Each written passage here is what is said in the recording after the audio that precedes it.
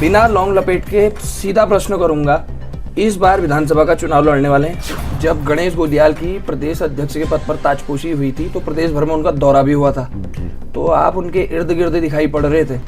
तो क्या यह माना जाए कि जो है गणेश गोदियाल के खास आप हैं और इस बार टिकट लेकर ही आएंगे? जैसा कि होता है कि उसके आदमी को टिकट दे दो, इसके आदमी को टिकट दे दो, ये बात उन्हीं का बयान ही आया था। तो क्या लग रहा है इस बार जो है संगठन भरोसा जताएगा आप पे? जब चुनाव आता है तो कांग्रेस की टूट खुलकर सामने आती है। कांग्रेस द्वारा बागेश्वर में नगर पालिका अध्यक्ष के लिए एक प्रत्याशी घोषित किया जाता है, ठीक उसके अगले दिन जो है प्रत्याशी बदल दिया जाता है, जिसका परिणाम सबके सामने था। अगर आप पर संगठन भरोसा जताता है, आपको टिकट देता है, तो जो अन्य दावेदार हैं उनको साथ में लेकर चलने का किस तरीके का प्रयास रहेगा बालकृष्ण बालम का? अगर आने वाले विधानसभा चुनाव में अगर आपको टिकट नहीं होता है, किसी को भी टिकट मिलेगा, तो जो है बालकृष्ण बालम जो है बगावत नहीं करेंगे और पार्टी के जो प्रत्याशी होंगे उनके साथ मिलजुल कर और लगकर पूरा जो है जिताने के लिए काम करेंगे। गरुड़ की जनता द्वारा की जो विधायक प्रत्याशी हो वो गरुड़ क्षेत्र से हो। बागेश्वर वालों का कहना है कि जो है बागेश्वर क्षेत्र से हो। जैसे उसको किस तरीके से देख रहे हैं, कैसे बैलेंस करेंगे अगर आपको टिकट मिलता है? भाजपा के संगठन से कैसे पार पाएंगे, जो कि लगातार 5 बार से यहाँ भाजपा का एक छत्र राज चल रहा है इस सीट पर खास तौर पर। जनता के बीच जा रहे हैं, किस तरीके की प्रतिक्रिया है जनता की, क्या कह रही है जनता इस बार? जनता खुद ब खुद कहती है कि आप चुनाव लड़ो, हम आपके साथ हैं। विपक्षी भी जो है आपसे कहते हैं कि आप चुनाव लड़ो, हम समर्थन करेंगे। तो आप टिकट चाहे आपको मिले या किसी अन्य दावेदार को मिले, आपके लिए मतलब व्यक्तिगत रूप से अपने लिए पैरवी नहीं की जाएगी, दावेदारी या प्रस्तुत करेंगे आप संगठन के समक्ष? संगठन की नजरें हर जगह है। देवभूमि के सभी दर्शकों को नमस्कार। बड़ी खबर आप देख रहे हैं और मैं हूं आपके साथ मोहित लोमी मोंटी। और आज बड़ी खबर की टीम मौजूद है बागेश्वर में और हमारे साथ मौजूद हैं कांग्रेस नेता बालकृष्ण बालम, जो कि पूर्व में विधानसभा के प्रत्याशी भी रह चुके हैं। तो आज खास बातचीत करेंगे। बहुत धन्यवाद समय देने के लिए। और विधानसभा चुनाव की जो है सुगबुगाहट तेज हो चुकी है। बिना लौंग लपेट के सीधा प्रश्न करूंगा, इस बार विधानसभा का चुनाव लड़ने वाले हैं? देखिए, सर्वप्रथम आपके चैनल को और पूरी जनता को मेरा प्रणाम और नमन। लोमी जी,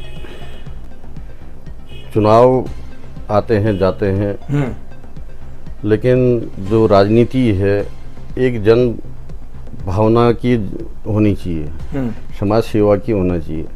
आजकल जो भी लोग चुनाव लड़ते हैं वो एक व्यापार के लिए राजनीति में आते हैं, और जबकि पहले से जो राजनीति थी वो समाज सेवा की राजनीति थी। जो भी चुनाव लड़ता था वो समाज सेवा करता था।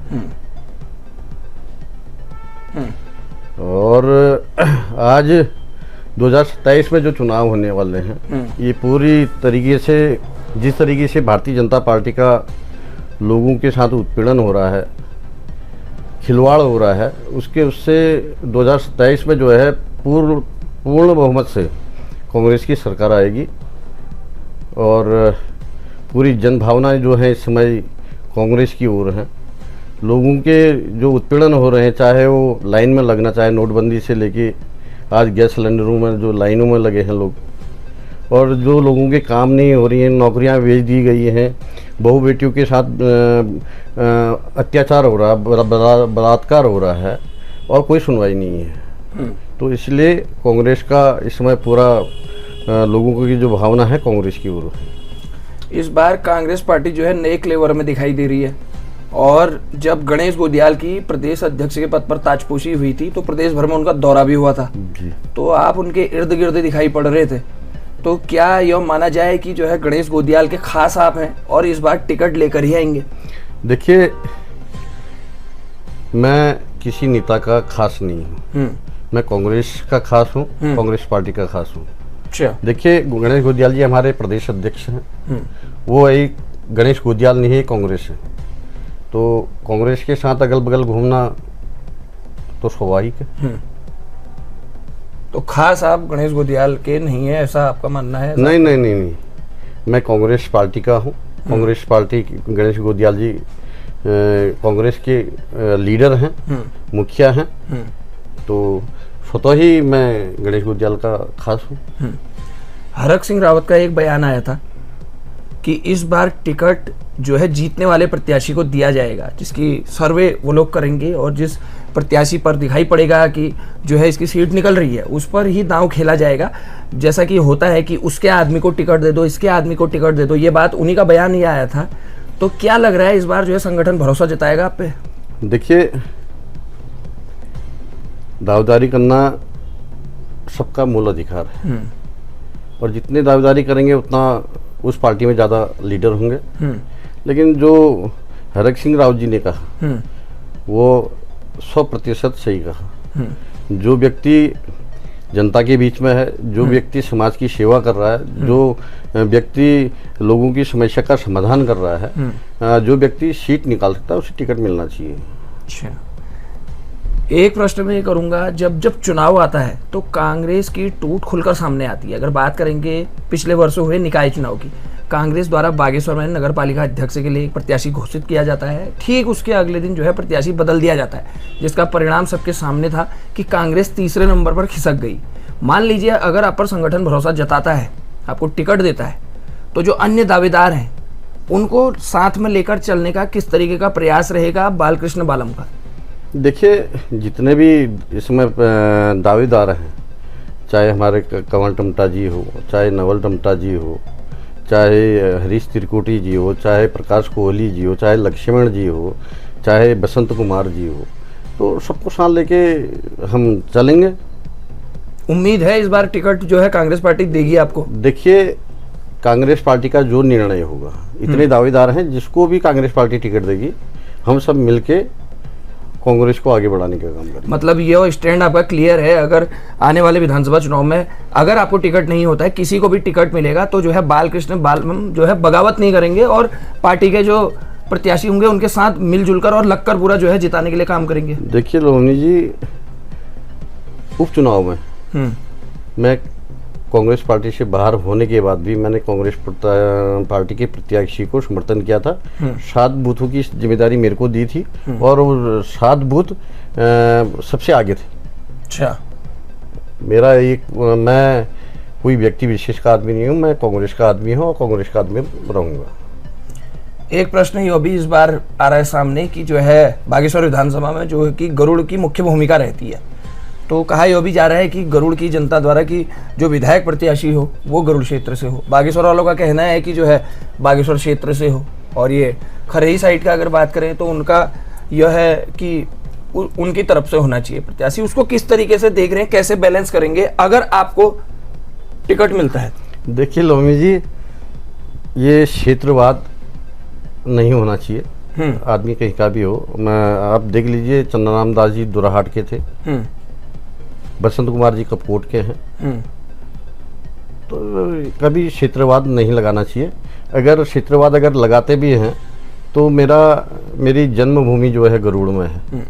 मैं लखनी का रहने वाला हूँ, दहना सिलंगवाड़ी का रहने वाला हूँ, और मेरे पापा की जन्मभूमि वहाँ है, मेरी जन्मभूमि वहाँ है। और आप खरई पे लगाते तो मेरी माताजी का जन्मभूमि खरई में है और मेरा ननिहाल खरई में है। और बागेश्वर विधान क्षेत्र की बात करते तो मैं बागेश्वर कर्मभूमि मेरी यहीं की है। आज 30-40 सालों से मैं बागेश्वर में रह रहा हूँ। ऐसा कुछ नहीं है, लेकिन क्षेत्रवाद नहीं लगाना चाहिए। बात करें अगर भाजपा की, तो एक मजबूत संगठन है, विश्व की सबसे बड़ी राजनीतिक पार्टी है। और संगठन की विशेष तौर पर अगर बात करें तो हाल ही में उनका प्रशिक्षण वर्ग हुआ था, गांव चलो अभियान, और ये भीमराव अंबेडकर की जयंती पर उनका गांव चलो बस्ती चलो अभियान हुआ था, जो कि लोगों से गांव-गांव जाकर वो लोग कनेक्ट कर रहे हैं। और वहीं कांग्रेस में इस तरीके का कोई अभियान या इस तरीके की चीज़ें दिखाई नहीं पड़ रही हैं अभी तक। तो भाजपा के संगठन से कैसे पार पाएंगे, जो कि लगातार 5 बार से यहाँ भाजपा का एक छत्र राज चल रहा है इस सीट पर, खास तौर पर कैसे पार पाएंगे? देखिए, हाथी के दांत खाने के अलग होते हैं, दिखाने के अलग होते हैं। आज जनता पूरी तरीके से समझ चुकी है भारतीय जनता पार्टी की करनी और करतूत में।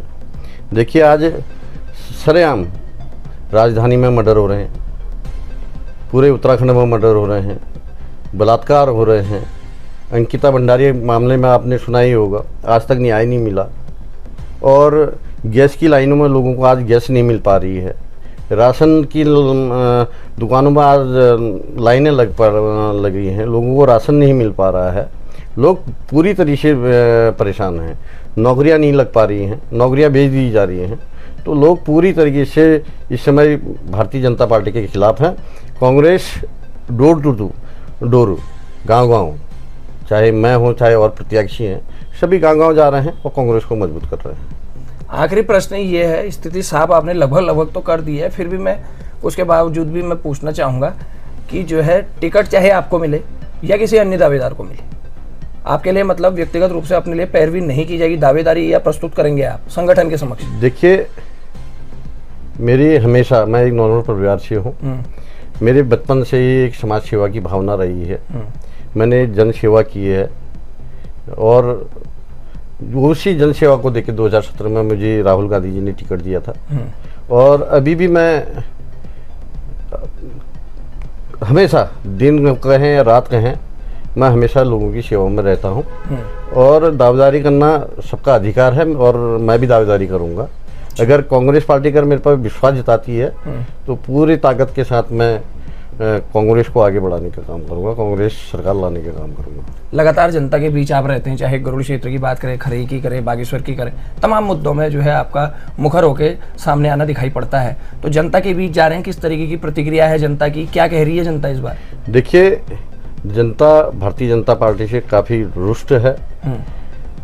जैसे स्वास्थ्य के मामले में, स्वास्थ्य यहाँ जिला स्वास्थ्य केंद्र हो, चाहे गरुड़ हो, चाहे कपकोट हो, चाहे कांडा हो, खरी हो, मतलब एक दुर्दशा बना के रखी है, एक रिफर सेंटर बना के रखा है, कसाई खाना बना के रखा है। जनता रो रही है। मैं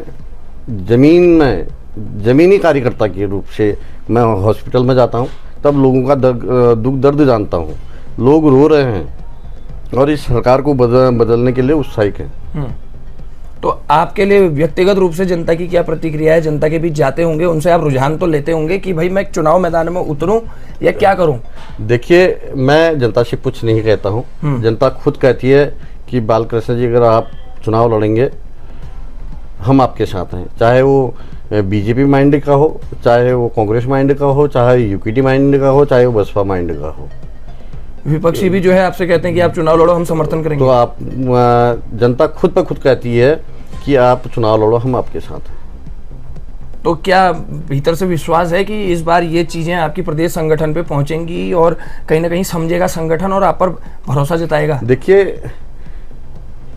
संगठन की नजरें हर जगह है।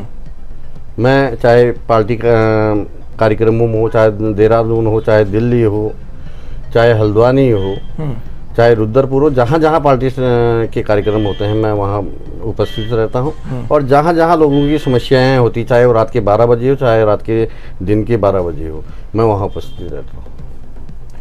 तो चलिए, ये थे बालकृष्ण बालम जी, जिनके द्वारा बताया गया और तमाम विषयों पर अपनी जानकारी साझा की गई और कहा भी गया कि दावेदारी तो हालांकि प्रस्तुत करेंगे, लेकिन संगठन जिस पर भी भरोसा जताएगा तो सभी लोग मिलजुल कर चुनाव लड़ेंगे। अब ये तो समय के गर्भ में छिपा प्रश्न है कि संगठन किसको प्रत्याशी के तौर पर बागेश्वर विधानसभा में उतारेगा, उसकी भी हम जानकारी आपको साझा करेंगे। लेकिन हाल फिलहाल इन्होंने अपने विचार भी व्यक्त कर दिए हैं, जो कि कहा कि जनता की प्रतिक्रिया यह है कि विपक्षी दलों के लोग भी कहते हैं कि बालकृष्ण जी आप चुनाव लड़िए, हम आपको समर्थन देंगे।